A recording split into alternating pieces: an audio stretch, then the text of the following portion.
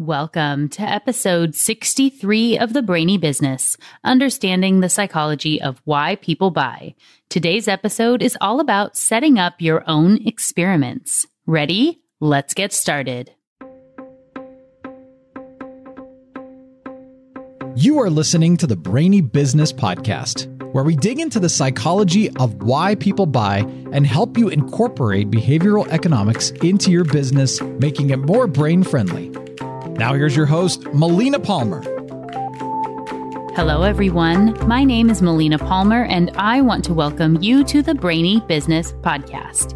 If you've been listening to the podcast for a while, in which case, thank you. You probably remember me mentioning a few times that I have a research paper coming soon based on a project I did on behalf of the Filene Research Institute and a credit union in Portland, Oregon. I'm so excited that I have approved the potentially final draft and that this should be published any day now. There will be a dedicated episode talking about the research coming soon, truly this time, but I wanted to give some tips about experimenting first because it truly is so important for every organization to test things. So, assuming the publication date is as expected, here's the plan. This week, we're talking the benefit of experiments and some of my tips for how to do this on your own in your business, as not every experiment requires hiring a consultant to come in and run a big study. Next week is an episode on the physical representation of concepts, which is the only main concept in the study that I have not yet covered on the podcast. Then, episode 65, going live on September 13th, will be all the details and findings of my research study. Hooray! So this week, I want to thank the podcasts and hosts that have been kind enough to interview me for their shows and spread the word about behavioral economics for this week's shout out. Welcome to those of you who have found the Brainy Business through one of those shows. Many of you have reached out to me, and I appreciate that. In the past week or so, 3 new podcasts have released episodes with me as a guest, and they're all linked for you in the show notes. First is the CU Insight Experience. I was featured on episode 34 of their podcast titled Seeking Answers, and they have been sharing a ton on social media using one of my favorite quotes, which you've likely heard me say before, which is, it's very easy to find the right answer to the wrong question. I talk about that in episode 4 of this podcast, which is, of course, linked for you in the show notes. This podcast is dedicated to the credit union industry, and if you've not checked it out yet, please do. And thank you to Randy Smith, co-founder of CU Insight and host of the CU Insight Experience podcast, for having me on the show. Next is the Slipstream Marketing Podcast with host Richard Lomax, who's based in the UK. This is a video podcast, which is always fun, and the entire episode is less than 20 minutes. We dig into marketing and behavioral economics and how it all works together. A lot of my favorite stuff there. Lastly, but definitely not least, we have Geraldine Carter, host of the She Thinks Big podcast. Geraldine is awesome, and we were on a panel together a few months back along with my dear friend Nikki Rausch at the Business Among Moms Success Summit, and that panel was called Rock Your Revenue and was so much fun. I was, of course, incredibly excited to join Geraldine on She Thinks Big. A huge thank you to Randy, Richard, and Geraldine for including me in those podcasts. Of course, links for all 3 of those episodes and other articles or studies that I mentioned throughout the show can be found in the show notes for this episode. You'll find those within the app you're listening to or at thebrainybusiness.com/63. If you're already a member of the Brainy Business email list, you receive all the updates in the email you get from me every Friday, including a link to the super secret subscribers page of the website with all the freebies and links to articles I've recently written on my Inc.com column. And if I am featured on podcasts or anything like that, that's all included in that email in one handy dandy spot for you. If you're not yet on the list and would like to be, simply sign up for any freebie and you will be automatically added. And for those of you in the States, you can sign up easily by texting the word Brainy, BRAINY, to 33777. You'll be added to the list and get a free copy of my ebook as a thank you. All right, now let's talk about experiments. Experimenting is so important for any organization, but I know it can feel intimidating if you've never done it before. The truth is, you probably have done experiments and not realized it because they don't need to be big. In reality, good experiments are incredibly narrow in their focus because if you test too many things at once, you don't know what contributed to the result or why it came about.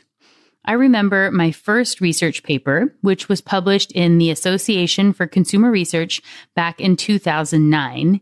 Interestingly, as I was looking back for doing this episode, I believe this is actually the 10-year anniversary of that publication as it came out in volume 8.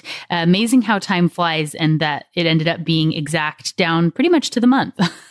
There's, of course, a link for you in the show notes if you want to check that out. That paper was the result of my senior thesis as an undergrad at the University of Washington, which was a requirement for me to graduate from the Global Honors Program. So I was actually the only undergraduate business student on the whole campus who did a thesis like this. It was uncharted territory for me, and in working with my advisor, I had to present ideas for what I wanted to research. This probably isn't a big surprise to anyone that's listening, but my style and inclination in that process was to solve gigantic problems, and so all my ideas were far too grandiose for what could be achieved in a project like this. As I was required to write a 15 to 20 page paper on the subject, I figured it needed to be a big topic, because how else could you have enough content for that many pages? Boy, was I wrong. So every time I presented ideas, he would send me away saying to narrow them down, make them smaller, and more specific. Truth be told, it was a little bit frustrating over time, but eventually got to the final paper, and the title ended up being Global Advertising Standardization in Japan and the United States, a closer examination of high involvement products. Yes, it's a mouthful. The basics of what I did for that study was obtaining magazines from both the US and Japan from the same month and year to ensure the ads would be the same, and separated them into categories based on emotional processing and mental or cognitive processing to see when the advertisers were more likely to standardize and use the same ads in these two very different countries, and when they would be more likely to use different ads.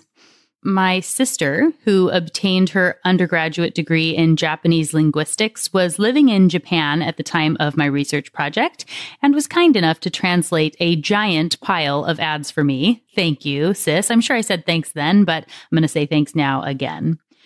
The study found that advertisements for low cognition products, so ones that you have to think less about, were twice as likely to be standardized as high cognition products like cars. Ads using pictures were more than twice as likely to be standardized than those using a lot of text. At the time, I didn't realize how useful this information was or how impressive the results were. I remember when my advisor called to let me know that the paper had been accepted by ACR for publication, and I said, well, they must pretty much accept everything, right? Is it pretty easy to get in? He politely said, no. Oh, how naive I was. In looking back and reading my paper today, there were so many variables and items cross-referenced just for a study that looked at 1 month of magazine ads. In my original pitches to my advisor, I'm sure I would have recommended all types of advertisements and over a longer span of time. I also believe I recommended including a third country to make it extra interesting. As it was, I had to break everything into categories, and I remember having hundreds of ads strewn around my apartment, looking for brand matches across the countries and then categorizing them and using a 100-point scoring rubric for each ad, which I modified from an existing model. I'm so glad I did this, and I learned so much from the experience. And I can see why my advisor kept telling me to think smaller. The study I ended up with, which felt incredibly small to me at the time, was actually a huge undertaking with important results, and it was a true academic experiment. An experiment like this is probably something you would want to bring in outside help for, especially if you haven't been trained in the space. When there's a lot weighing on the outcome of the findings, say you're deciding whether to launch a new product or want to test out different names in a rebrand, it's worth bringing in experts. However, there are tests you can do on your own fairly easily, which can still have a great impact on your business. And the nice thing about doing small tests, it means you can be more agile and adapt quickly, which is very helpful in business these days. My general tips, which I will break down throughout the episode, are to keep these 3 things in mind when setting up your experiments. Be thoughtful, keep it small, and test as often as you can. I've already told you a little about keeping it small. In addition to making it so you can actually do the test on your own, it also allows for you to understand what contributed to the result you're seeing. As I talked about in the color theory episode, there are a lot of sites out there claiming to know what the best color for buttons and calls to action are. And yet, when you dig into them, they all claim to have a different perfect color. One says red buttons are always better, another says orange, and this one says green. In some of those cases, they went from a link in the text as their call to action to adding a big red or orange button with the call out, and then claimed that the color is what made the difference. Was it the color or the fact that there was a button at all, or the placement of the button, or the font, or the verbiage? Those likely all changed when the button was added, so it isn't just color that impacted the result. It was a whole myriad of things. This should instead be separated into multiple mini-tests to determine what is really best for the piece. A/B testing in emails or on websites are really great for this, and many systems are set up to track all that for you really, really simply. Let's say you send a weekly email to your list. In the first week, you would test the link versus the button, and that's it. All other text and layout and colors and everything are exactly the same. Whatever the link says, the button says. In the next week's email, you can look at the color of the button. And don't be tempted to also integrate things like different fonts or placement or size. Everything, including the subject line and imagery and verbiage, must be exactly the same. The only difference between the versions is the color of the buttons themselves. If you have a large list, you could try multiple versions, say 4 different color versions, as long as they all send at the same time, because time of day or day of week could impact performance as well. But if you have a relatively small list, say under 1,000 people, just stick with 2 options. Now, you may spend a few months going through color tweaks to see what's the best performing button, and that's okay. As long as you're tracking what you do and what the results were, you're learning at every step of the way. Use my tips from that color theory episode, which is linked for you in the show notes, to narrow it down to contrasting colors that will work in your specific situation and branding. And if it feels like a waste of time, remember that Google tested out more than 40 different shades of blue to determine the perfect color for their links.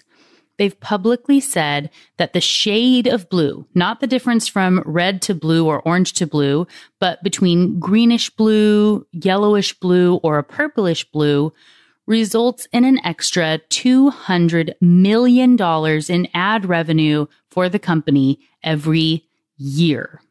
While your business may not be as big as Google and the results may be comparatively smaller, what if finding the right color combination on your emails generated an extra 25% in clicks? Or if you could tweak one item at a time and convert 10 more people a month on your website? These small tweaks don't need to take a ton of your time, but they uncover small changes that can make a big difference. One of the studies I share most often is the one with the end cap displays for Snickers bars. This study used anchoring and adjustment and found when they said buy 18 for your freezer, there was a 38% increase in sales over saying buy them for your freezer. This is a huge difference, and most everyone is impressed when they hear about the results. The article I wrote for CU Insight on this concept, called One Word That Increased Sales by 38%, resulted in tons of credit unions and others reaching out to me to ask questions or see about working together.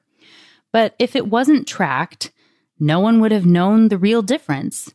We all get hunches all the time, but behavioral economics shows us those are often wrong because they're based on logic, not the true rules of the subconscious brain. A perfectly rational being would not be impacted by color or font size or framing, but we humans are. So this all matters, and testing can help you to figure out what really makes a difference for your audience. Speaking of framing, some other things you could test would be how your ads or emails or direct mailers or website pages do when you change a number frame. Say in one you put 78% of clients buy from me again, and the next says 4 out of 5 clients buy again, and another simply says most clients buy from me again. I know I've mentioned before when I worked with a credit union on their advertising for their checking account, and we changed from focusing on the APR that you would get to asking the question, did your checking account pay you $315 last year? That their month-over-month checking account openings went up 60%. Again, they wouldn't know this if they hadn't been testing and tracking the information on that project we worked on together. You can also do tests on blog post headers or copy on social media posts, images you use on ads. Really, the options are almost limitless. And this leads us to the second important thing to focus on when you're doing experiments, and that is to be thoughtful. You know, this is one of my favorite things since I close all my emails and podcast episodes with this phrase. But what does it mean for experiments? For one thing, being thoughtful means looking outside of what you always do or what you know to be true. Often, the things we take for granted are those that present the biggest opportunity for learning. Like in that previous credit union example, it's really common to advertise on APYs or APRs, rates of any kind, and that's what everyone else does. So you think it's the best way to go. But behavioral economics teaches us that humans do not always act rationally or with much forethought. Make sure you fight the tendency to make assumptions about people's behavior as you look for opportunities to learn in your organization. It also means being thoughtful and taking the time to plan before you jump into a test or start testing absolutely everything. While these are all small items being tested, in bulk, they could add up to a lot of time and just a volume of data that you don't want to deal with. Doing multiple versions of every email, post, website page, and mailer could quickly become a full-time job for a few people. And you also have to analyze the data that comes in. In some cases, it could be easy, the number of clicks on a button, but in others, it can get more complex and take a lot more time. Instead of testing everything, test the right things. Before you start building a test, know what problem you're trying to solve and why it matters to solve it. What are you trying to achieve, and why does it matter for your business? This is useful for a couple of reasons. First, it can narrow your focus so you aren't scattered. That means you can be more efficient with your time and dedicate enough resources to implement what you learn and continually get better. Anything can be worth testing, but everything can be a waste of time if you don't have a clear focus and goal. Second, it helps communicate the why behind studies and your organization in general. If your company is about driving value, then all your tests should be about creating more value for your customers. What allows you to spend less on advertising so you can give discounts to customers? How can you showcase the new products most effectively? If your company is instead focused on getting additional products in the hands of existing customers, increasing the efficiency of your emails and getting people to notice them is important, as well as getting them to click. If you have an application process, do you know where people get stuck or why? What would get them all the way through? Does a certain type of customer get stuck, or is it everyone? It is important, of course, to focus on items that are driving revenue and value to your company. Make sure the juice is worth the squeeze so you aren't putting a huge amount of time and effort into something that will never pay for itself. Being thoughtful allows you to pick your battles. And if you're thoughtful up front, you're building things out with intention and hopefully putting together a schedule of what you're wanting to learn and why it matters to the business. When you test things, they are inevitably going to be findings that seem as though they can impact other areas. It's possible that they do, but it's important to understand generalizability. To put it simply, the results of one test will not necessarily hold true in every situation or for every business. Think back to the red buttons. Because they have a lot of contrast, red buttons would probably do really well on Facebook where they're surrounded by blue. But on Target's website, maybe not. Being thoughtful when you build your experiments will mean you understand what you're looking for and the parameters so you can know how you might be able to extend the findings reasonably beyond the single test. In addition to being generalizable, it's important to know whether the data you're collecting is qualitative or quantitative and how each can be applied. Conversations with people are qualitative. Number of clicks are quantitative. They're both important and should be used in tandem in businesses, but you should have at least a basic understanding of the benefits and limitations of each. I've linked to a short YouTube video that outlines some of those differences, and there's a ton of information at your disposal if you want to learn more about these two categories of research. And when you do find something, dig a little deeper to see what else you can learn. To use a financial institution example, say you sent an email to 1,000 people who are pre-qualified for an auto loan. 500 got one version and 500 got another version where you were testing button color. Let's say 50 clicked on the button in test A and 150 clicked in test B. Great. You know this color seemed to work well, but what else can you learn from the test? 200 out of 1,000 people clicked on the button. How many ended up getting a loan? What is similar and different about them? How long have they been using the financial institution? How many products do they have already? What type of products? Are they in certain age or income brackets? How does this all differ from the 800 people who did not click? If you follow up with the 800 people who didn't click, what do they have in common with each other and different from the 200 clickers that you could call out and feature in a second email as another test? This can help you segment better in future campaigns. Say all people with at least 2 products and who have been a member or customer for over 5 years get this message, and those who have 1 product get a different message, which is still different from those who've only been with you for 6 months or less. Digging a little deeper and asking questions is really useful for ongoing experiments and becoming more efficient and knowledgeable in your business. But you can't dig deeper on information you didn't set up for in advance. If you know you'll want to dig into demographics and other details, you probably need to build that into your data pool up front. So think and talk through what you may want to know and what could matter before building out your tests, unless you want an analyst who is definitely not your friend. Of course, it's important to combine this with keeping it small, so you find the right balance for your business. Don't get so bogged down with all the things you could do that you don't do anything, but don't scale back so much that the information isn't usable. And my final tip is to test early and often. Smaller experiments, like I've been talking about here, allow for frequent, nimble testing and ongoing quick improvements. My research study that I get to tell you about in a couple of weeks took 6 months of data collection with much more time to plan, analyze, and then write out the results.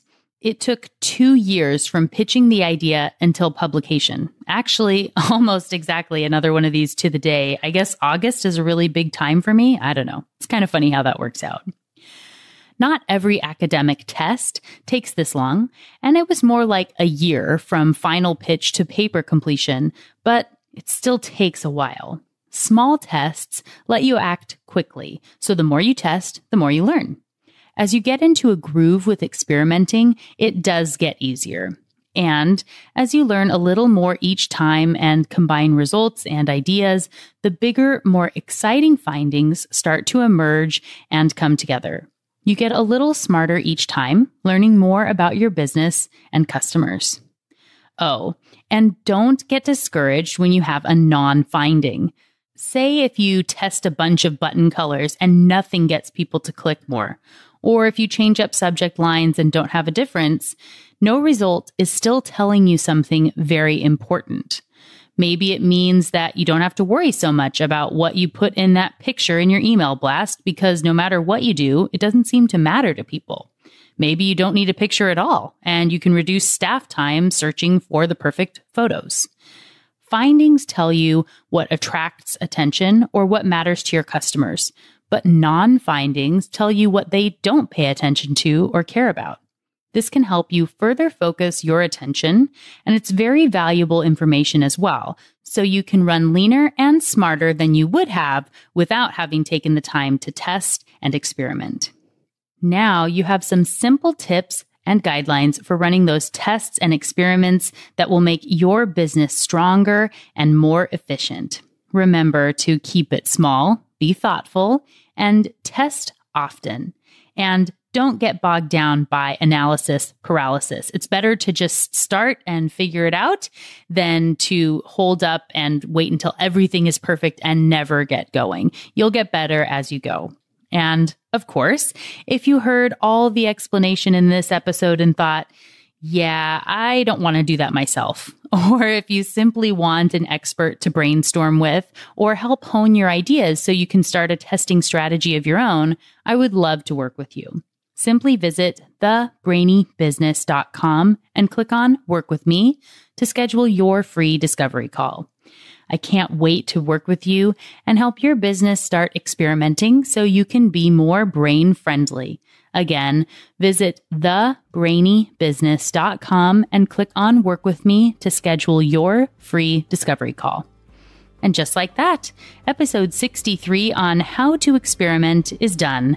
Next week, we'll be talking about ways to use physical representation of concepts to your advantage. It's going to be a lot of fun. You won't want to miss it.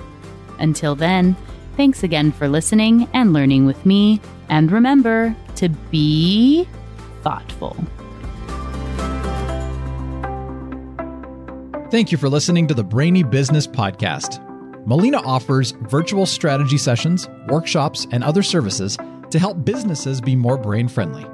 For more free resources, visit thebrainybusiness.com.